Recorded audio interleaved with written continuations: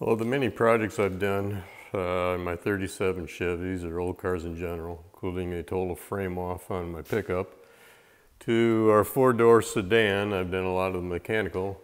Today I replaced or changed out the single lever or the single action lever shocks to tube shocks. And I'm actually quite pleased with the final result. And it really didn't take a lot of time, effort. So I'll quickly walk you through. I do have a longer video, but here's the finish installation. I just took it for a quick road test up a bumpy hill, and I'd say the tires maintain more road contact with the road than they did before.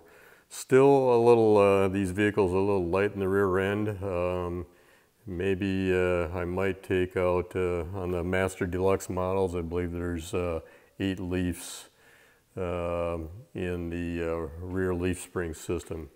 But so let's take a look at the parts involved and kind of the concept. So we wanted to go to, thanks to the VCCA forum or chat site, and a little search in and communication with a member in Canada. He sent me these pictures that showed him his 1938 Canadian built model has tube shocks on it. And my big question was pretty much how was the top mounted? Because I had a fair concept how we could mount the lower shocks. So really it's just simply, we're going to remove the original lever shocks, and actually these are NOS, they've only been on about a month, but they still did not improve the ride like I expected. Anything that we've done today, you can simply unbolt, and if you save the parts, you can put these back on and you are back to 100% stock. I'm not sure how judging would dock or not on the point system for this. Personally, I think this is a safety upgrade, much like turn signals. If it keeps your wheels on the tire and gives you a better and safer driving experience, then I'm all for encouraging no deduction. But so here's basically what the shocks look like from an older Delco shock absorber brochure. So these two bolts here are in the same two bolts, use the same two mounting bolts for the lever action shock. So I didn't have to drill anything on the vehicle. The only thing that I had to fabricate was this, in this case, this triangular bracket. So the parts involved were naturally 2 shock absorbers, and with my initial measurements, we found that where I suspected the, let's quick go back, where I suspected the upper bolt was going to, mounting bolt was going to be, to the lower, I figured at rest it was going to be approximately 14.5, 15 inches.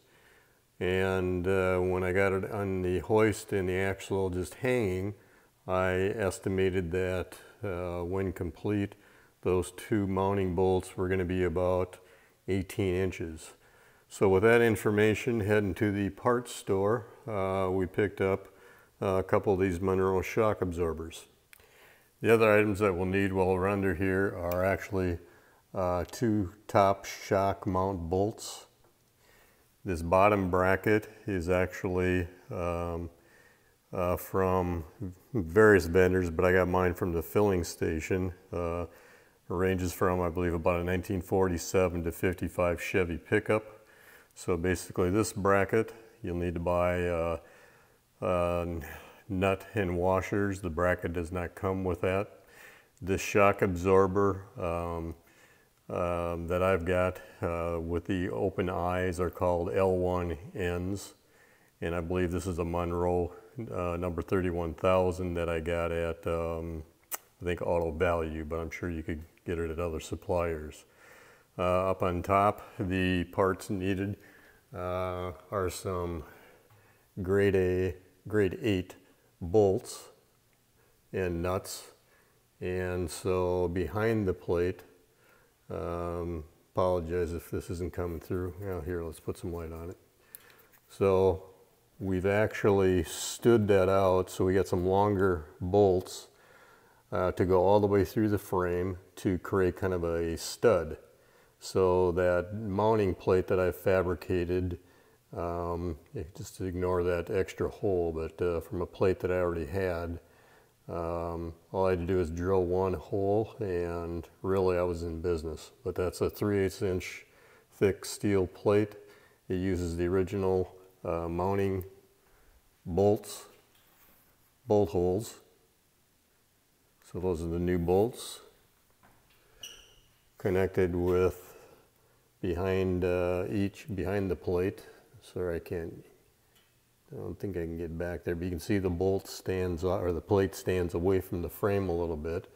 I did have a brake line up there to consider, so my position or the bracket versus the one in the picture is actually kind of reversed. One thing that concerned me about the bracket in the picture is it looked like that basically from the tip of the bolt to the bottom of the body or the floor looked like there'd be a clearance issue if I brought that point up higher. And it really didn't matter other than possibly the availability of wood shock. So again, the parts, we're talking 4 grade 8 bolts, 4 inches long. On the outside, I've got a flat washer and a lock washer, just like the original installation. On this side against the frame, I have a flat washer and a nut, grade 8 nut. Then we mount the plate, and we have a lock washer and nut, and that's a 1/2 inch bolt. So 4 inch length by 1/2 inch, and I used grade 8. Additionally, we've added that top, there's a hole in the plate, and we put in a bolt-in top shock mount, and with just, not sure if we can see it here. Let's get up there. So there, just a lock washer and a bolt on the back side of that plate. I did have to grind off the excess of the bolt, otherwise it was hitting the frame. And that's also part of the reason why we put those other 2 grade 8 nuts and washers, is to make that plate stand out away from the frame a little bit and create better alignment with the entire tube. This bracket, the bottom bracket, again, it didn't come supplied with a washer and nuts. And I did have to, if you watch it in another video, this actually comes where it is at more of an angle like this. So with a couple of big 13-inch crescent wrenches, I was able to bend those to a horizontal or more of a 90-degree position. So again, everything you see here is just bolt on. If you don't like it and want to return it to 100% stock, we've still got all the parts. So again, so we've got the old lever action shock absorbers. Here we go, back in focus. Again, I made the plate, turned it around so that the mounting point was a little lower. Because again, over here where I mentioned, to me it looks like there's very little clearance between the floor of the body and that shock mount bolt. So mine is now in more of a position down in here. But again, an easy part to fabricate. I had one that I was able to easily modify. So we have the components. We've got 2 shock absorbers. My receipt says they cost about 46 bucks a pair. We have the 2 lower mount brackets from the filling station. And there's our, let's see if we can focus in, there's our part number. And there's another number on there. If I recall, let me check the receipt and I'll get you the price on that. Okay, I see the price for those two lower shock absorber brackets, $55. So I got 55 bucks for the lower brackets. Got about 46 bucks on a pair of Monroe 31,000 shock absorbers. The two shock mount bolts are about $6.50 a piece. The Napa number looks to be 650-1100. I had to get one from Auto Value. They just don't stock these much. So number 31001 by Dorman. Some grade 8 bolts. Remember 4 inches by a ½ inch. And really that's the bulk of my parts. Again, the couple plates I already had, but otherwise fabricate your own. You know, this plate, and you're in business with let's not quite modern air ride technology, but it's a vast improvement over the old shocks. And again, everything was bolt on. These shocks can be removed, and everything can be put back to 100% stock. So again, I'm real impressed with the improvement of the ride, at least in my little 5-10 minute excursion by adding these tube shocks. And again, the time involved, the fabrication, and honestly the look, the end result. You know, paint those black or something less obvious, and you'll think that's stock from the factory. And in fact, for 38 Chevy in Canada, certain models, it was stock. So there you go. That's how we improved the rear suspension on a 1937 Chevrolet 4-door sedan, Master Deluxe with front knee action. Let's go take a look at those monsters just to make sure everybody understands.